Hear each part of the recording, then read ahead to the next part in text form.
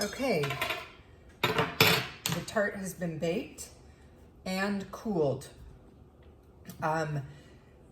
What to look for to know that your tart is baked.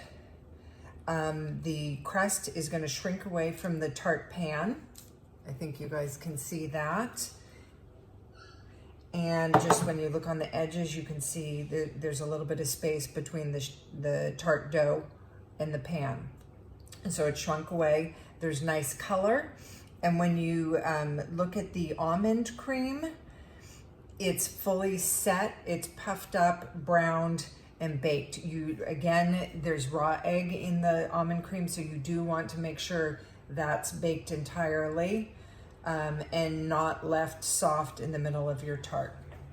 Okay, so I'm gonna show you what to do now that you're at this point to get your tart ready to serve. So if you're using the false bottom tart pan, carefully lift up your tart. I'm going to use one hand underneath to support the bottom, the false bottom, and then I'm going to remove the rest of the tart pan. Okay, so now I have my tart on the metal false bottom.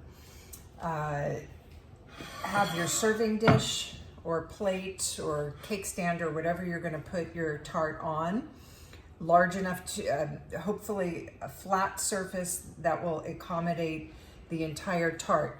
If the surface isn't flat, it might break your tart because it will be uneven for it. Now have your offset spatula.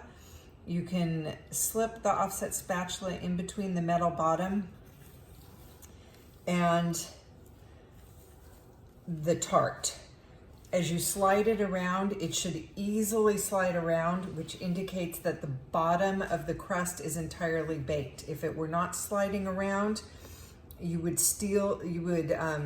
raw tart dough would be stuck to the metal. But it's easily sliding around, which indicates to me it's fully baked on the bottom.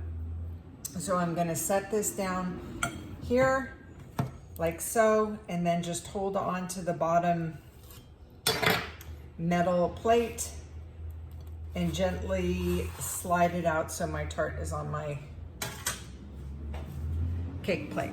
Okay, so then I've made my apricot glaze, which is the combination of water and apricot preserves.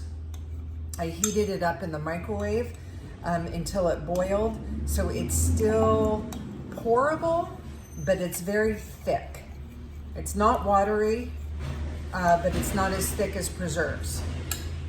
Okay, then with your pastry brush, while this is still warm and hot, glaze your tart.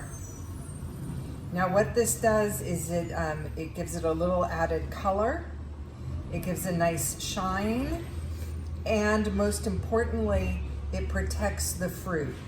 If you didn't have this on it, if you didn't use the glaze as the tart sat over the course of the day or the course of 2 days until you serve it, the pear will start to shrivel and shrink a little, and it won't have as nice of a look on the finished tart.